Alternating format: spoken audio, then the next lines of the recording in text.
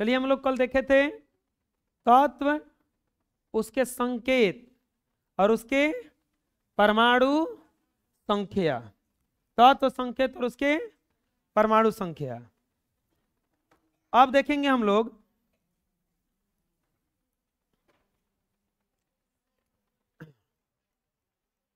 तत्वों के परमाणुओं, तत्वों के परमाणुओं में इलेक्ट्रॉन,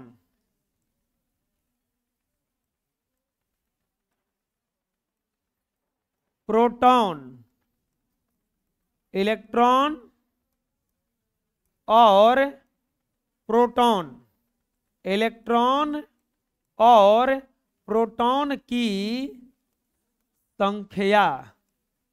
तत्वों के परमाणुओं में इलेक्ट्रॉन और प्रोटॉन की संख्या, कि तत्वों के परमाणु में कितने इलेक्ट्रॉन होते हैं और कितने प्रोटॉन होते हैं।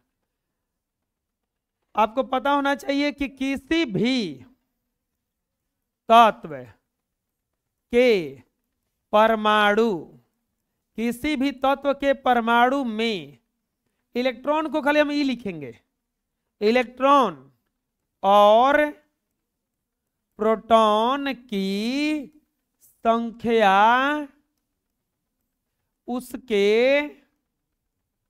परमाणु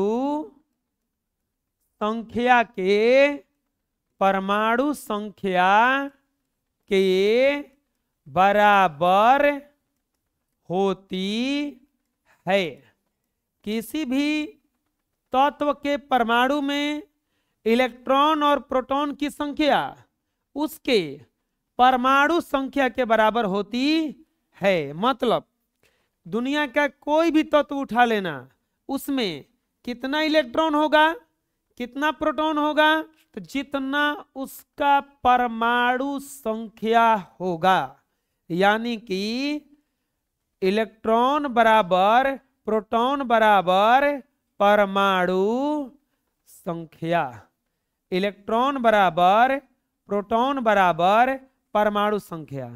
दूसरा चीज, दुनिया का कोई भी तत्व हो, दुनिया का कोई भी तत्व हो, किसी भी तत्व के परमाणु, किसी भी तत्व के परमाणु में इलेक्ट्रॉन और प्रोटॉन की संख्या, किसी भी तत्व के परमाणु में इलेक्ट्रॉन और प्रोटॉन की संख्या बराबर होती है।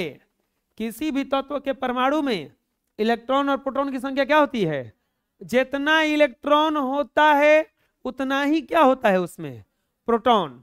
किसी भी तत्व को ले लोगे आप, जितना उसमें इलेक्ट्रॉन होगा उतना ही क्या होगा? प्रोटॉन। चलो बताओ, अब जैसे एग्जांपल ले लेते हैं। कोई बोलेगा कि सोडियम में इलेक्ट्रॉन और प्रोटॉन की संख्या कितनी कितनी होगी? सोडियम में इलेक्ट्रॉन और प्रोटॉन की संख्या कितनी होगी? कोई पूछेगा कि सोडियम में बताइए ना, इलेक्ट्रॉन कौगो होगा और प्रोटॉन कौगो होगा? सोडियम में इलेक्ट्रॉन कौगो होगा, प्रोटॉन कौगो होगा? बाबूआ, सोडियम में सोडियम का परमाणु संख्या कितना होता है? सोडियम का परमाणु संख्या, सोडियम का परमाणु संख्या कितना होता है? 11। बोलो, सोडियम का परमाणु संख्या कितना होता है? तो इसीलिए सोडियम में इलेक्ट्रॉन की संख्या, सोडियम में इलेक्ट्रॉन की संख्या भी कितना हो जाएगा? 11। और सोडियम में प्रोटॉन की संख्या, सोडियम में प्रोटॉन की संख्या भी बराबर कितना हो जाएगा? समझ में हम क्या बता रहे हैं? कोई भी दुनिया का तत्व हो, उसमें अगर इलेक्ट्रॉन प्रोटॉन की संख्या निकालना हो तो उसको ज्यादा मेहनत नहीं करना है, बस देखना है कि उसका परमाणु संख्या कितना है। जितना परमाणु संख्या उतने ओकरा में इलेक्ट्रॉन और उतने ओकरा में, अरे बोलो, चलो बताओ। एग्जाम्पल 1 था ये, मान लो एग्जाम्पल 2 ले लिए हम यहाँ पे। कोई पूछेगा कि कैल्शियम में इलेक्ट्रॉन और प्रोटॉन की संख्या कितनी होगी? कैल्शियम में इलेक्ट्रॉन और प्रोटॉन की संख्या कितनी होगी? तो चलो बोलो, कैल्शियम का सबसे पहले क्या लिखेंगे हम? परमाणु संख्या। कैल्शियम का क्या लिखेंगे बच्चों? परमाणु संख्या। तो कैल्शियम का परमाणु संख्या कितना होता है? 20। कैल्शियम का परमाणु संख्या कितना होता है? 20। तो चलो बोलो, इसीलिए कैल्शियम में इलेक्ट्रॉन की संख्या, कैल्शियम में इलेक्ट्रॉन की संख्या बराबर 20, और कैल्शियम में प्रोटॉन की संख्या, कैल्शियम में प्रोटॉन की संख्या बराबर 20, कैल्शियम में इलेक्ट्रॉन की संख्या बराबर 20, और कैल्शियम में प्रोटॉन की संख्या बराबर 20। आंसर आया समझ में? बुझा गया? किसे बना रहे हैं? परमाणु संख्या बता दोगे, प्रोटॉन की संख्या इलेक्ट्रॉन की संख्या बताने आ जाएगा। अब किसी भी तत्व के परमाणु में इलेक्ट्रॉन और प्रोटॉन की संख्या उसके परमाणु संख्या के बराबर होता है।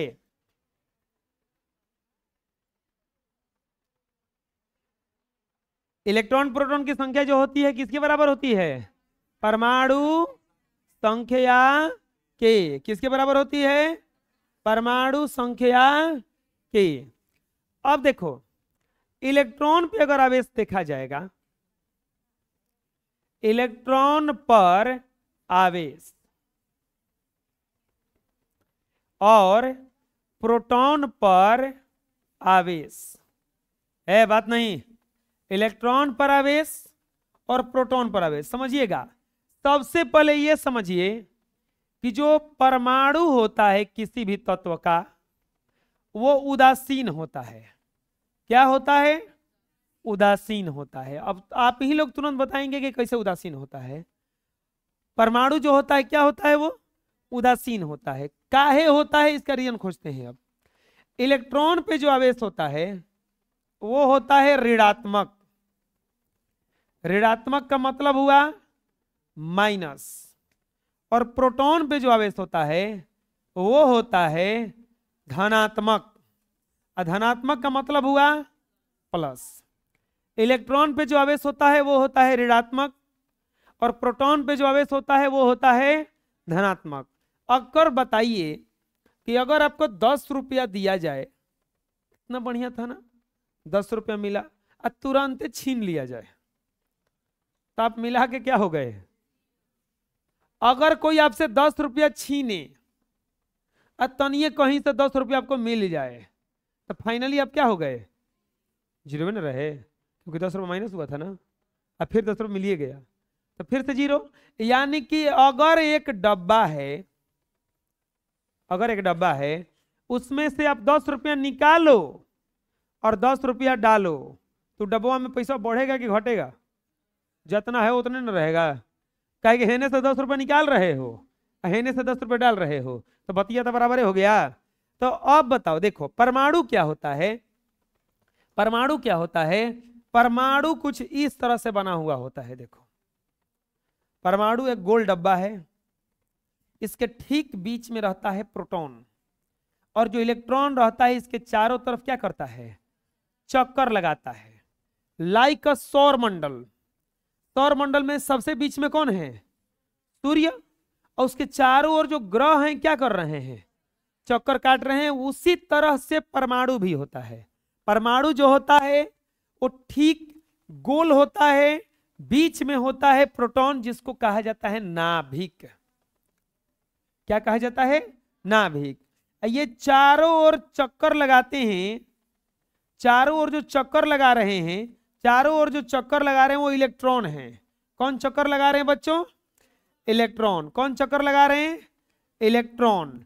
ये इलेक्ट्रॉन जो है चक्कर लगा रहे हैं, तो इसको ये जिस पथ पे चक्कर लगा रहे हैं, जो प्रोटॉन जहां रहता है उसको कहा जाता है नाभिक। क्या कहा जाता है?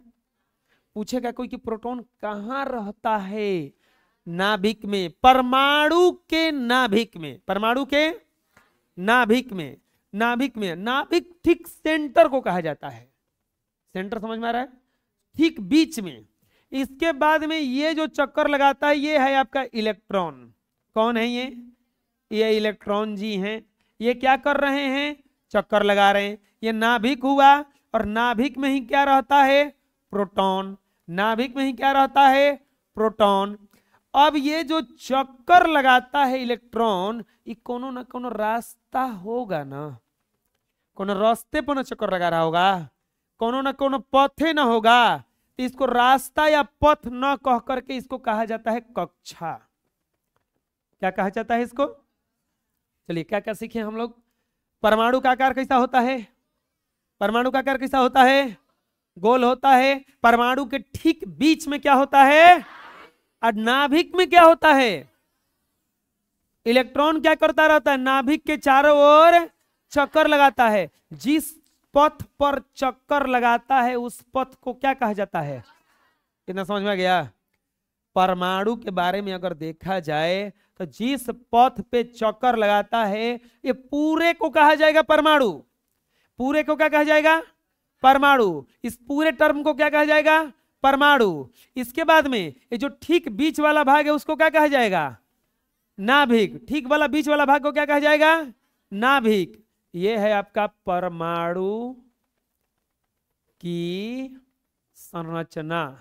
परमाणु की संरचना, ये परमाणु किस तरह से होता है। ये ठीक बीच में कौन सी है, नाभिक। बोलो नाभिक में क्या रहता है। आप एक और नाम सुने होंगे कभी, प्रोटॉन, इलेक्ट्रॉन, एक तीसरा का न्यूट्रॉन। इहो रहता है, इहो यही में रहता है। कहाँ रहता है, इसी में। तो अब देखो ई बोलिए कि कहाँ रहेगा, बोलिए कि सर जी हई तो छेक लिए हई जगह, हई छेक लिए ई जगह, ई कहाँ रहता है, ई एकरे साथे रहता है। और इसी में क्या रहता है आपका न्यूट्रॉन। न्यूट्रॉन जो होता है प्रोटॉन के साथ में रहता है। न्यूट्रॉन जो रहता है प्रोटॉन के साथ में रहता है। तो पूरा गोल भाग को क्या कहा जाता है, कक्षा। अब पूरे नाभिक के साथ में उसको क्या कहा जाएगा, परमाणु। नाभिक में क्या रहता है, प्रोटॉन और बीच वाला भाग को क्या कहा जाता है। ये चारों ओर जो घूम रहा है ये क्या घूम रहा है, इलेक्ट्रॉन किस पथ पे घूम रहा है, बोलो। अब आता है कि परमाणु क्या होता है, उदासीन। ये परमाणु उदासीन क्यों होता है, अभी तुरंत हम बताए हैं कि किसी भी तत्व के परमाणु में जितना इलेक्ट्रॉन होता है और उतना ही कौची होता है। एक के घर में दोस्त और दुश्मन दोनों रह गया, दोनों अब दूसरे में, दोनों एकदम शक्तिशाली है, दोनों का वजन बराबर है, वजन में थोड़ा सा कम बेसी है लेकिन आवेश बिल्कुल बराबर है।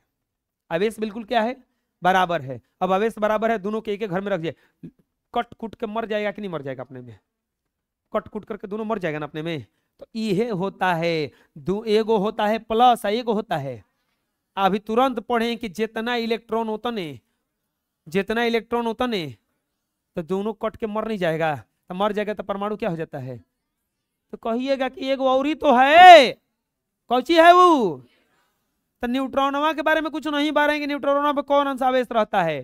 तो न्यूट्रॉन पे कोई आवेश नहीं रहता है, ये आवेशहीन होता है। क्या होता है बच्चों, आवेशहीन होता है। न्यूट्रॉन पे कोई आवेश नहीं होता है, ये क्या रहता है, या ये आवेशहीन रहता है। समझ में आ गया कैसे कैसे होता है ये। परमाणु किस तरह से होता है, गोल होता है। कोई पूछेगा परमाणु का आकार क्या होता है, परमाणु का आकार क्या होता है, हाथ घुमा के बोलो परमाणु का आकार क्या होता है। परमाणु के ठीक बीच में क्या रहता है, नाभिक में क्या रहता है, न्यूट्रॉन और प्रोटॉन कौन रहता है। और जौन बहरिया जिस रास्तवा पे घूमता है रास्तवा क्या कहलाता है, कक्षवा पे क्या घूमता है, इलेक्ट्रॉन। क्या घूमता है, याद हो गया। इलेक्ट्रॉन पे कौन सा आवेश होता है, माइनस यानी कि ऋणात्मक। इलेक्ट्रॉन पे कौन सा आवेश होता है, प्रोटॉन पे कौन सा आवेश रहता है, परमाणु पर कौन सा आवेश रहता है। क्यों उदासीन रहता है, कोई पूछेगा तो। इलेक्ट्रॉन और प्रोटॉन की संख्या क्या होती है, अब बराबर होने के कारण एक दूसरे को क्या कर देते हैं, वो काट देते हैं, उदासीन कर देते हैं। बुझा गया। इसके बाद में न्यूट्रॉन पे कौन सा आवेश होता है? आवेशहीन, यानी कि कोई आवेश नहीं, कोई आवेश। इतना समझ में आ गया? अरे बोलिए। परमाणु का आकार, परमाणु का आकार। अब एक चीज प्रश्न पूछता है यहां से कि इस नाभिक का खोज किसने किया था? कोई बताएगा? परमाणु के नाभिक का खोज, नाभिक का खोज किसने किया था? रदरफोर्ड। किसने किया था? रदरफोर्ड ने। जानते हो कैसे खोज किया? थोड़ा सा बता देते हैं। पढ़े होंगे जो 9 क्लास, उनको बढ़िया से पढ़ाए होंगे हम। सोना का पत्थर लिया था वो। सोना का पत्थर, चलो पीला होता है ना, देखो हम भी ले लिए। ऐसा होता है? कैसा होता है? आ जाए ना दो, ठीक है। हमारे ऐसा सोना का पत्थर है। सोना ऐसा नहीं रहता है? चलो बढ़िया है, हम देखे नहीं हैं आज तक।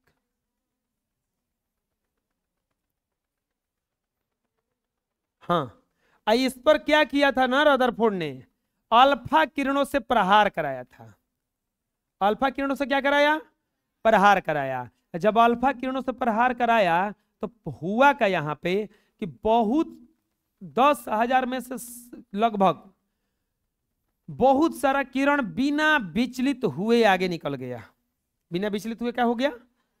लेकिन जब कुछ किरण क्या किया कि कुछ किरण गया इससे और थोड़ा सा कोण बना के निकला, कुछ किरण गया इससे थोड़ा सा कोण बना के निकला, और 10,000 में से एक किरण सीधे गया और वापस लौट गया। अब बताओ कि जब ऐसा कुछ कर रहे हैं तो कुछ नहीं है, खाली है, तभी तो पार हो रहा है। खाली नहीं है, कुछ तो है, तभी तो कोण बना के जा रहा है। तो कहिए क्या कि कैसे पता चला कि वो गोल है बीचवा में? अगर गोल ना रह करके चरखुट रहता तो ऐसे एंगल बना के जाता वो?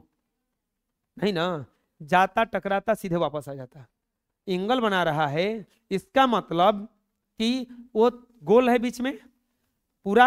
अगर गोल नहीं रहता तो इस तरह से उसने बताया कि नहीं, जो परमाणु है इसका बहुत सारा आकार भाग रिक्त रहता है, इसके ठीक बीच में नाभिक होता है, बहुत कठोर होता है, और उस पर प्लस आवेश रहता है। उसी को उसने क्या कहा? प्रोटॉन कहा। क्या कहा? प्रोटॉन कहा। समझ में आ गया? चलिए बनाइए इतना।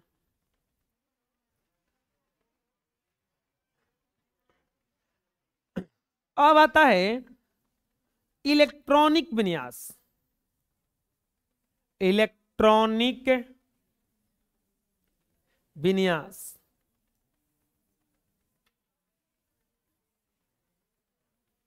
Electronic configuration. छोड़ो, इंग्लिश का पढ़ना है। इलेक्ट्रॉनिक विन्यास। इलेक्ट्रॉनिक विन्यास। इलेक्ट्रॉनिक विन्यास क्या कहलाता है? ये तो पता चल गया कि परमाणु में इलेक्ट्रॉन रहता है, प्रोटॉन रहता है, न्यूट्रॉन रहता है। परमाणु में इलेक्ट्रॉन रहता है, प्रोटॉन रहता है, न्यूट्रॉन रहता है। और परमाणु में जो इलेक्ट्रॉन, प्रोटॉन और न्यूट्रॉन होते हैं वो किसी न किसी ऑर्बिट में घूमते रहते हैं। किसी न किसी ऑर्बिट में घूमते रहते हैं। ऑर्बिट को कक्षा कहा जाता है। किसी न किसी कक्षा में घूमते रहते हैं। चलिए, इससे पहले हम लोग थोड़ा देखेंगे कक्षा। सबसे पहले हम लोग देखेंगे इसमें कक्षा क्या कहलाता है। ऑर्बिट। तो कक्षा किसको कहा जाता है? जिस पर इलेक्ट्रॉन, चाहे इसे लिख देंगे, नाभिक के चारों ओर जिस पथ पर इलेक्ट्रॉन चक्कर लगाते हैं उसे कक्षा कहा जाता है। कक्षा किसको कहा जाता है? नाभिक के चारों ओर जिस पथ पर इलेक्ट्रॉन चक्कर लगाते हैं उसे कक्षा कहा जाता है। अब कोई बताएगा कक्षाओं की संख्या कितनी होती है? 7 गो कक्षा है टोटल। रदरफोर्ड ने क्या किया, एक गलती कर दिया, ये नहीं बताया कि कक्षा कौगो है। कक्षा का पूरा पूरा उसने वो डिवाइड नहीं किया। केमिस्ट्री को बढ़ाया गया है इतना ज्यादा कि उसका पूछो मत। अब बताओ, नाभिक का खोज किया एगो, कक्षा नहीं बता पाया। कक्षा खोजने के लिए आ गया नील्स बोर। उसने बोर बड़ी योजना से अपना वो एक कक्षा का खोज किया। और कक्षा को होता है टोटल 7 गो। तो देखो, नाभिक के चारों ओर जिस पथ पर इलेक्ट्रॉन चक्कर लगाता है उसे क्या कहा जाता है? कक्षा। अब कक्षा की संख्या कितनी होती है? कक्षा की संख्या 7। कक्षा की संख्या 7 होती है। टोटल कक्षा को होता है 7 गो। कौन कौन होता है? के, एल, एम, एन, ओ, पी, क्यू। कक्षा की संख्या को होती है 7 गो। के, एल, एम, एन, ओ, पी और क्यू। बबुआ अभी कोई कंफ्यूज नहीं होना है। देखिए, ये है आपका प्यारा सा परमाणु। क्या है ये? परमाणु। परमाणु के ठीक अब चारों ओर कक्षा होता है। कक्षा टोटल को होता है 7 गो। कक्षा टोटल को होता है 7 गो। गिनिए को हो गया 1 2 3। इसके बाद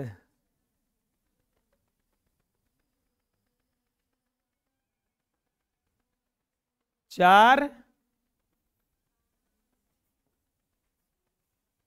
5 6। इसके बाद क्या होता है? ये 7। कक्षा की संख्या टोटल वो सेलेक्ट नहीं हुआ था क्या जी?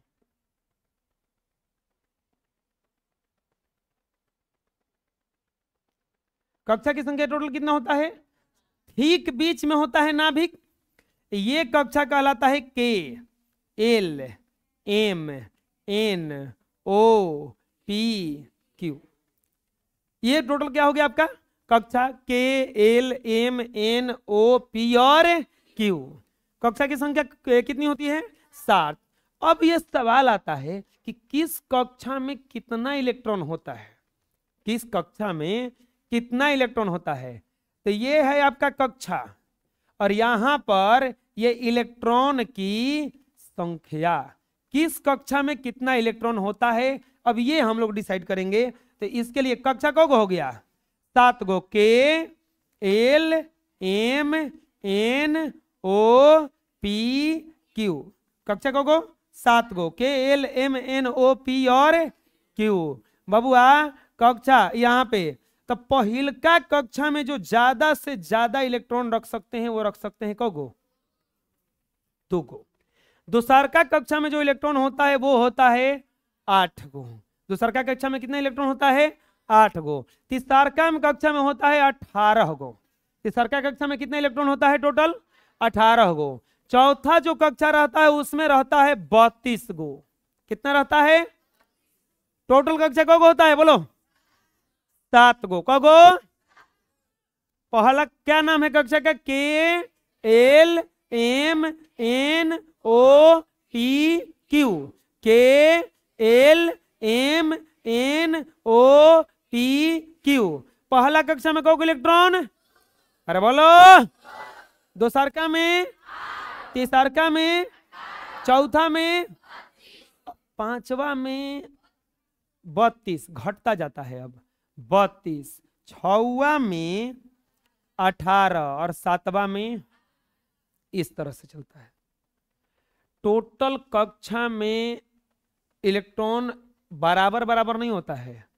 अब बोलोगे कि ये कैसे हो गया, हमको समझ में नहीं आया। 2 से 8, 8 से 18 बढ़ रहा था, जैसे बराबर हुआ फिर कम आ गया। देखिए होता क्या है, अभी तक टोटल कितना तत्व खोजा जा चुका है, यानी कि सबसे अंतिम तत्वों का परमाणु संख्या कितना होगा? 118, क्योंकि परमाणु संख्या सरियाया गया है। 118 परमाणु संख्या यानी कि 118वां नंबर पे जो परमाणु रहेगा, जो तत्व रहेगा, अरे देखो ना पीरियोडिक टेबल दिखा रहे हैं तुमको हम, ये पीरियोडिक टेबल है। अभी कल हम 30 तक लिखवाए थे, 1 2 3 4 5 6 7 8 9 10 है। नियोन कितना है? 10। सोडियम कितना है? 11। मैग्नीशियम कितना है? 12। एल्युमिनियम कितना है? यानी कि जितना परमाणु संख्या उतने नंबर पे बैठा है, जितना परमाणु संख्या उतने नंबर पे क्या किया है, ये बैठा है। अब देखो 18, और ऐसा ही अगर 118वां पे पास चले जाओगे तो ई 118 नंबर पे कोई तत्व है ना। अब इस तत्व में कितने इलेक्ट्रॉन होंगे? इसका परमाणु संख्या हुआ 118, तो इलेक्ट्रॉन कितना हुआ? यानी कि हम सबसे अंतिम तत्व को उठाएंगे तो उसमें इलेक्ट्रॉन ज्यादा से ज्यादा हमें कितना मिलेगा? 100। यानी कि टोटल इलेक्ट्रॉन अधिक से अधिक जो होता है वो कितना होता है? 118।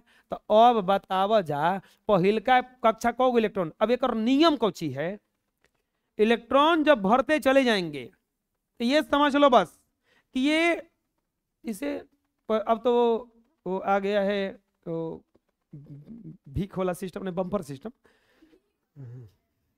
मांग के खाने वाला, वो भीख वाला सिस्टम, बम्पर सिस्टम आ गया है ना कि एक हाथ में प्लेट ले लो, ऐसे लेके एकदम हटी हटी भैया हटी लेके खाते जाइए,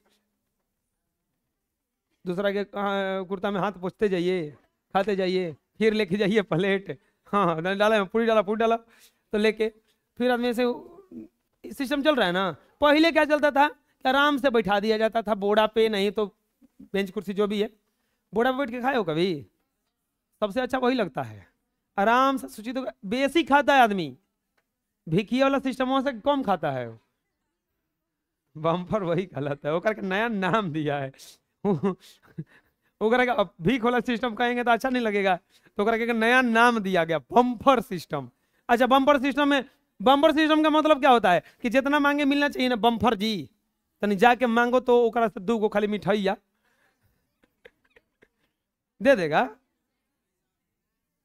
नहीं देता है। वो एक बार बस उसको कहा गया है कि कौनों के को देना, वो कहा देगा, दे लेना नहीं, चलो जूठा थाली देखेगा, हाँ लेने का सिस्टम एक है कि नया थाली लेकर आइए, नए का थरिया में दे देगा, वो जूठा लेके पहुंच जाइएगा वो नहीं देगा। बम्पर किस काम का? पापड़ जाके मांगो तो दोबारा उसे देवे नहीं करेगा, वो नाम रखा गया है वही भीख जिसे मिलता है, बस वो कहना पड़ता है। चलाने वाला में देखो क्या पूछता है, डालते जाता है तब रोका, अरे भैया नहीं नहीं अब नहीं चाहिए हमको, और तनके और ले लीजिए, और उसमें तनके और डालो ना थोड़ा सा और ही नहीं होता कि भीख मांगे किसे, तो चलो छोड़ो हम लोग पुराने जमाना वाला चलेंगे। मान लो बोड़ा पे बैठ के खाने वाला बैठा है, रूल क्या है, सब बैठे हुए हैं, आप पूड़ी लेके निकले, आपके पास हाईएस्ट पूड़ी कितना है? 118 गो, कितना है? 100। रूल क्या है कि पहिलका जो बैठा है वो 2 गो पूड़ी खाता है, को खाता है। दूसरका नंबर पे जो बैठा है वो को खाता है। तीसरका नंबर पे जो बैठा है वो को खाता है। चौथा नंबर पे राक्षस बैठा है, को खाता है। 5वां नंबर पे वैसा बैठा है, कितना खाता है? अब 6वां नंबर पे 18 गो, 7वां नंबर पे बांटते जब चले जाएंगे तो हेकरा के 2 गो दे दिए, 2 गो खत्म, लेके चले कितना थे? 118, तो बचा कितना है अब? 100। हाई जब जैसे क्राइटेरिया पार की 8 को दे दिए, कितना बच गया? 100। हाई तो उनकी पेटू बैठा है, कितना ले लेगा? कितना बच गया? चौथा कह रहा है 32 गो, कितना कह रहा है? चलिए 32 को दे दिए, कितना बचा? 58। अब देखो इन कक्षाओं में इलेक्ट्रॉन भरने के लिए हमारे नील्स बोर जी ने एक सूत्र दिया, जो सूत्र होता है कि कक्षाओं में इलेक्ट्रॉन की संख्या, आप लोग थोड़ा नीचे लिख लीजिएगा, बराबर 2n², 2n², यानी कि n, यानी कि पहला कक्षा में अगर इलेक्ट्रॉन भरना रहेगा तो n का मान रखेंगे 1, तो एक का स्क्वायर करेंगे एक, और दू एकम दू, कितना आया दू। अगर दूसरा कक्षा में इलेक्ट्रॉन भरना रहेगा दो दूनी के, और चार दूनी के। तीसरा कक्षा में भरना रहेगा तीतीरी के, और नौ दूनी के। चौथा कक्षा में भरना रहेगा चौचौ के, चौचौ के 16 होगा ना, और 16 दूनी के। पांचवा में भरना रहेगा तब पाचा, अब 25 दूनी के 50। अब बचल को पूरी है खाली 58 को ना।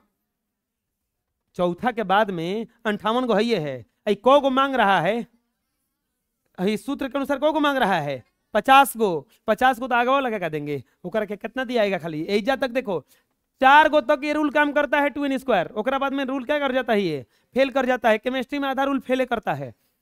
ये काम किया, ये काम किया, ये काम किया, ये काम किया, इसके बाद यहाँ पे रूल फेल। बोले कि नहीं अब हम अपने मर्जी से देंगे।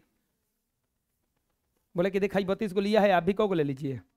अब बताओ 58 को था, 32 को दे दिया, को बचा 26 गो। अगला बोला कि अब 2n² से निकालोगे अगर तो कौना नंबर पे है, 6 पे है। 6 हाके 36 दूनी के को मांगेगा ये। हाँ बा दी कहां से वो एडजस्ट करेगा। बोलेगा कि देखो है नियो बैठा है एगो, हेलो 18 गो तब से खाओ, जौन बचल का तो उनको दे दिया 8 गो। इस तरह से यही से कबो पात में बैठो, पहले बैठो। हम नहीं कह रहे हैं, केमिस्ट्री कह रहा है। पहले रहोगे भरपूर मिलेगा, उसके बाद बचल खुचल, बुझा रहे ना। खाने पीने कहीं जाओ पहले बैठ के खाओ, बुझा रहा है। तो चलो बोलो कक्षा की संख्या कितना होता है, याद हो गया। कौन कौन है कक्षा में इलेक्ट्रॉन भरने के लिए जो सूत्र होता है क्या होता है, 2n²। क्या होता है, कक्षाओं का खोज किसने किया था, नील्स बोर ने। किसने किया था। चलो कक्षा में इलेक्ट्रॉन भरते हैं। के में 2 गो, एल में 8 गो, एम में 18 गो, एन में 32 गो, ओ में 32 गो, पी में 18 गो, क्यू में। यानी कि पहला कक्षा, दूसरा कक्षा, तीसरा, चौथा, पांचवा, छवा, सातवा। इसको पहाड़ा जैसे याद कीजिए। 2 एकम 2, 2 दूनी के 8, 2 तिहाई 18, 2 चौके 32, 2 पांचे 32, 2 छके 18, 2 सते 8। कोई पूछेगा कि कहाँ का पहाड़ा है, बोला मैथ का नहीं है, केमिस्ट्री का है। केमिस्ट्री पढ़ने जाओगे तो यही पढ़ना पड़ेगा अगर कक्षा में इलेक्ट्रॉन भरना है। याद हो जाएगा, जल्दी बनाइए।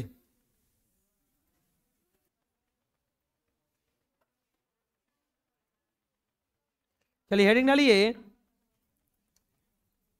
उपकक्षा।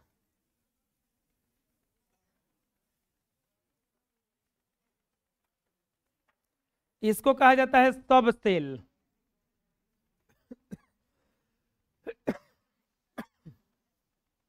उपकक्षा, सब सेल, ये किसको कहा जाता है। हम बोल रहे हैं, लिखते जाइए। कक्षा जिनसे बने होते हैं उसे उपकक्षा, कक्षा जिससे बने होते हैं उसे उपकक्षा कहते हैं। कक्षा जिससे बने होते हैं उसे उपकक्षा कहते हैं। कक्षा जिससे बने होते हैं उसे उपकक्षा कहते हैं। उपकक्षाओं की संख्या, उपकक्षाओं की संख्या 4 होती है। उपकक्षाओं की संख्या कितनी होती है बच्चों, 4 होती है। उपकक्षाओं की संख्या कितनी होती है, 4 होती है। कौन कौन होता है, S P D F, S P D F. कक्षा जिससे बना होता है उसे क्या कहा जाता है, उपकक्षा, कक्षा जिससे बना होता है उसे क्या कहा जाता है? कितना होता है? कितना? बोलो। इसका मतलब होता है शार्प। पी का मतलब कोई बताएंगे? प्रिंसिपल। डी का मतलब डिफ्यूज, बिल्कुल राइट, 9th क्लास में सब पढ़ाया हुआ है। और एफ का मतलब 9th क्लास में बोलोगे कि तब तो हमने के फायदे हो गए, 9th क्लास ना पढ़नी जाता, वो पढ़ लेनी जा। 9th क्लास में इसे बहुत ज्यादा डिटेल्स में पढ़ाया हुआ है, ये बस फैक्ट बता रहे हैं हम, ताकि आगे का कहानी समझ में आ जाए। समझ में आ रहा है ना? उसमें बहुत ज्यादा डिटेल्स में बताया गया, इसमें उतना डिटेल्स नहीं है, फैक्ट है, बस उतना ही बता रहे हैं जितना से ये आगे जो पढ़ाने वाले हैं वो सब समझ में आ जाए, सब कोई लगभग बराबर पे आ जाए, क्योंकि बहुत जगह पढ़ाई नहीं होता है सब ढंग से। एस का मतलब शार्प, पी का मतलब प्रिंसिपल, डी का मतलब डिफ्यूज, एफ का मतलब फंडामेंटल। अब उपकक्षाओं में कितना इलेक्ट्रॉन होता है इसको देखेंगे हम कल। उपकक्षाओं में इलेक्ट्रॉन का वितरण, उपकक्षाओं में इलेक्ट्रॉन का वितरण किस तरह से किया गया है, इसके लिए आइए आप लोग कल। आज के लिए इतना ही।